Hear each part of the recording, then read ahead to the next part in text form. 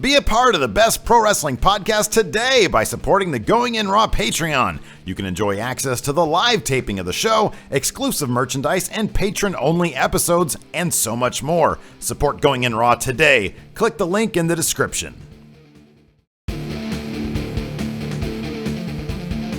Hey, friendo, Steve here. And Larson. And welcome to Going In Raw Special News Up, Breaking News, Special News Up. My Twitter was blowing up this morning, Larson, with the unfortunate news of the passing of Jerry the King Lawler's career.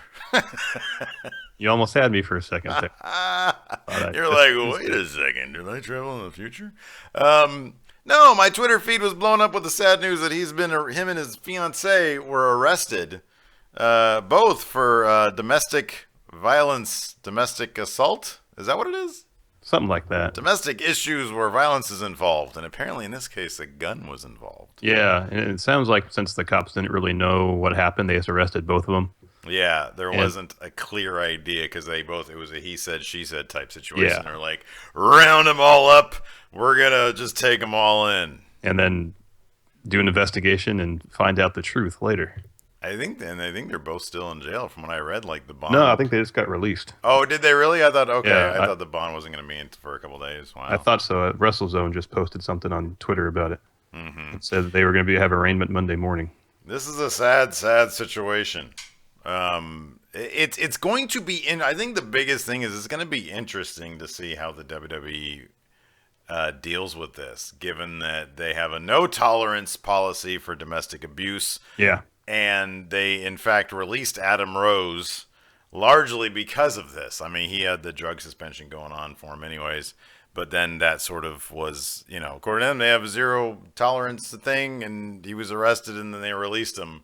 To follow up on the Lawler release, both he and his fiancée, this is according to WrestleZone. Okay. Both Lawler and his fiancée are released at 1 o'clock this afternoon, I'm guessing local time, and are going to be arraigned Monday morning. Okay.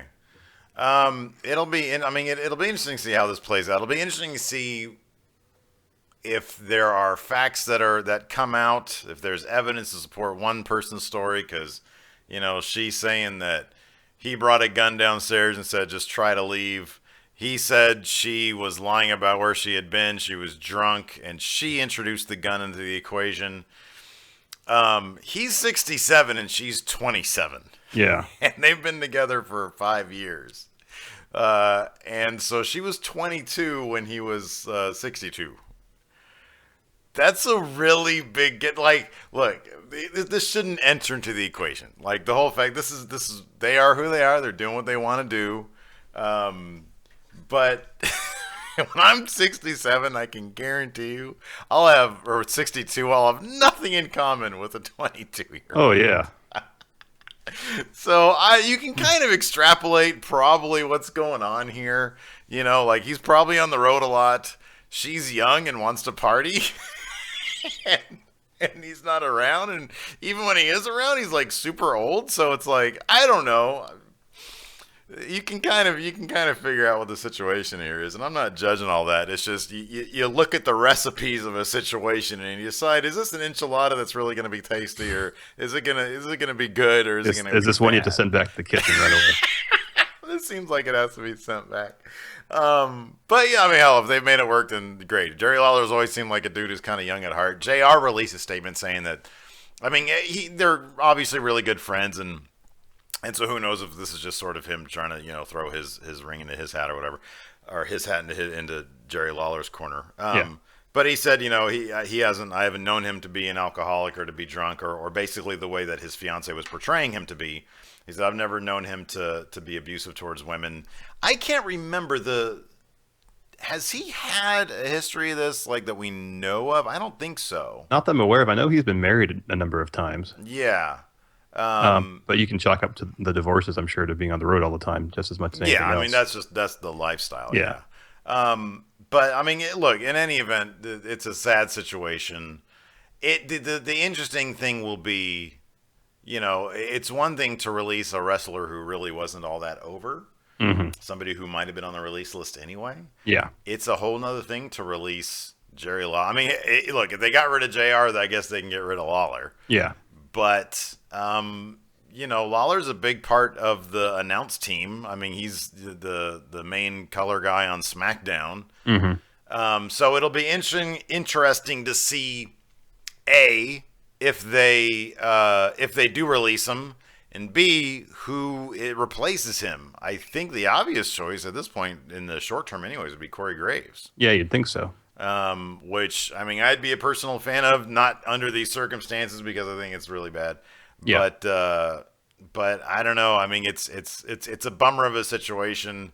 And hopefully, like we say in the Adam Rose situation, there seems to be some gray area here. I'm hoping that there's a lot of gray area here, and it's sort of the thing where they're both at fault and nobody really got hurt, but apparently, like, they both have scratches and stuff. He's a big dude, but he's also had heart trouble. He almost died on Raw. Yeah, that's true. A couple of years ago. I know. So I don't know. It's a mess of a situation. It'll be interesting to see, come their arraignment on Monday, what happens there. And, say for whatever reason, within the next week or two, the judge tosses the case out. What do you think WWE would do then? If the judge tosses the case out, I mean, number one, I think it's going to be difficult for them to get rid of him in the first place. If there's like overwhelming evidence that he, did what she's saying he did, then I really think they're going to release him. Oh yeah. If it goes the other direction, I don't know. I could even see them keeping him off for a while. Not even necessarily in the form. Even if he's found like not culpable for anything, if he didn't do shit in this situation and his side was the truth and there's evidence of that and the judge says that, I would find it hard to believe that they would welcome him back immediately anyways. Because they always like to like let things simmer down. And, the stink of just his mugshot alone is enough for them to be sort of like, okay, well, you don't have to do Money in the Bank. We'll bring you back after SummerSlam, 'cause Yeah. Take a couple months off. Exactly. Just relax, get some shit sorted out with her fiance because obviously things are messy right there. Yep. And then you can come back and everybody will love you. So I think that's probably best case scenario for Jerry Lawler at this point. Yeah, I think so too. So yeah, I mean, he's been with the company since like '94, I think. It's been that long. It's been a while. That's crazy. Years. That's a long time. Yeah. So yeah, I don't know. The legacy of Jerry Lawler takes twists and turns, I guess. So yeah. Anyways, look, this is in our Twitter news feed, or this is on our Twitter feed. I woke up and everybody was blowing up my Twitter saying, "Steve, did you guys hear about this? You guys hear about this?" So I want to thank all the friendos out there for breaking this news for me. Oh, you didn't see the tweets from the dirt sheets about it? No, because I look at my notifications first. I want to know about me before I know about the world. The world, okay. And so it's in my notifications. You're adopting the Baron Corbin lone wolf philosophy. Exactly. I couldn't be a lone wolf. I couldn't do this without you, though. That's the thing. It's true. Is there any other news that we can report on? Anything else? Have you reconsidered? So we did we want to remind everybody, we did our Machinima Money in the Bank predictions. Oh, that's going up tonight. Yes, it is. That's going up tonight. So check those out. A little taste. We'll give them a little taste. Okay. Have you reconsidered your thoughts on the actual... Okay, two things. Two things. Number one. Yes. I am of the opinion that Baron Corbin Dolph Ziggler is going to be the main event of the pre-show. This is maybe the most important issue to bring up. You proclaim that you think but the problem with your argument is on the WWE.com preview page, yes, where it lists all the matches in order of their importance. I don't know if I'd agree with that. Well, look, okay, the first one you see is the main event.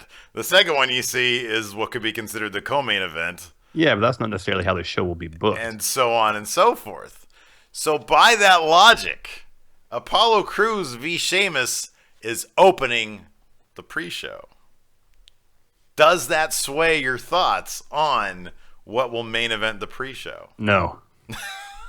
You're all in on Crews and Sheamus? Yeah.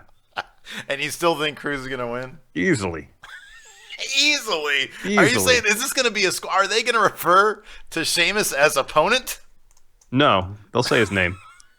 I watched that again. Yeah. Just to soak in as much as I could of it. For those of you who not know what we're talking about, on NXT, the Authors of Pain had their debut match against two guys who literally went by opponents.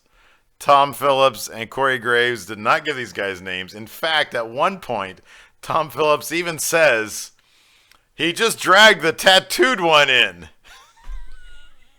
I believe Corey Graves referred to one of them as this guy. Yeah, they both did. They said this guy and that guy. So Sheamus is borderline being considered that guy. No, I didn't say it was going to be a squash. Guy with the red hair. You said easily. No, you mean in terms of like setting the odds of the match? Yeah, okay. Oh, I got you. Cruz is easily going to win. I think Sheamus is going to win. I think Cruz has a tough road ahead of him with Sheamus.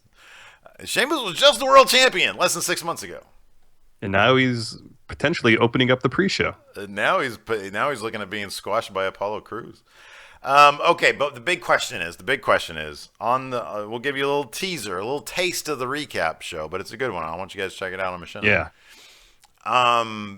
You give Owens and Ambrose each a 35% chance of winning the Money in the Bank ladder match. Correct.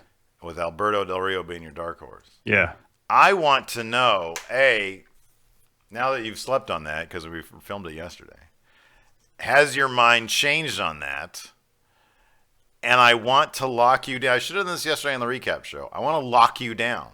You have to say one person. Didn't I? At the end of the recap. Oh, you said you think Owens is gonna win and cash in during the pay-per-view. That's right. Are you still sticking with that? Yeah, I guess so. Okay, all right. Did you write down all of our predictions? They're on video. Why do I have to write them down? Because then we have to go back and watch them again and look in the archive. I think we're pretty much in agreement, except for a couple matches. Yeah, I think you're right. This is. But hey, I'm telling you, Finn Balor. Yeah, that's possible. I got new info. Oh yeah. Yeah. What's that? I reached out to the tattooed guy, and he's got the info. The tattooed guy? He's the tag team of the opponent. Oh, okay. And then there was one other thing. One of our friendos put up a bunch of custom created characters that I hadn't even known about. He put up one of you and I, and they're really good. Although I think he might have given me like a weird, really awkward, weird, large midsection. So, which might be factually true, but I don't want to see that in a video game. Yeah. And then also there's like a slew of characters that I had that were just sitting there. Number one, he made Alberto Dorito. Okay, I saw that. Just Alberto Del Rio with Dorito pants on. Yeah, I saw that. And there's a guy named Snow Cone. There's a guy named Rad Brad. There's a guy named I don't know. Anyways, you guys need to check it out. Put in, if you're on 2K16 on PS4, put in the hashtag Friendo or Steven. Just put in Steven Larson, and you guys can check these all out. So I want to say thanks. Anybody who wants to make creator wrestlers, we might go ahead and test these out. Yeah, we have a bunch of names from Kayfabe Corner that would make great creator wrestlers. That is true. I think Rad Brad was one of them. Oh, okay, that could be then. There was what was the other one? There was one guy was named Fuck King. It was Fuck and then King, and of course they blur out the fuck part, so you can't. It was just Fuck King. So yeah, these should be a lot of fun. So anyways, check out. We got some good stuff on the channel. We got right now on. We got a new episode of Fuck Wrestling out right now, where Donald Trump and Ted Cruz, the Washington Outsiders, takes on Hall and Ash, the actual Outsiders. And then tomorrow we've got a top 5 best and worst of Money in the Bank. And then we've got a really special thing on Sunday that I'm really excited about. It's a new little reaction thing that we're doing. Oh, yeah. That's going up on Sunday. Which one are you doing? The more recent one or the older one? Just because it's still hot, I guess I'm going to do the more recent one. Yeah, that's what I was hoping. That would make sense, yeah. Yeah. So anyways, we got a lot of stuff on the channel, so go ahead and check that out. And I want to say thank you to you guys for keeping us filled in on the news. You know, I check my notifications and I get all the wrestling news I need. I don't need the dirt sheets, man. Okay. Yeah, all right. So we'll talk to you guys later. Goodbye.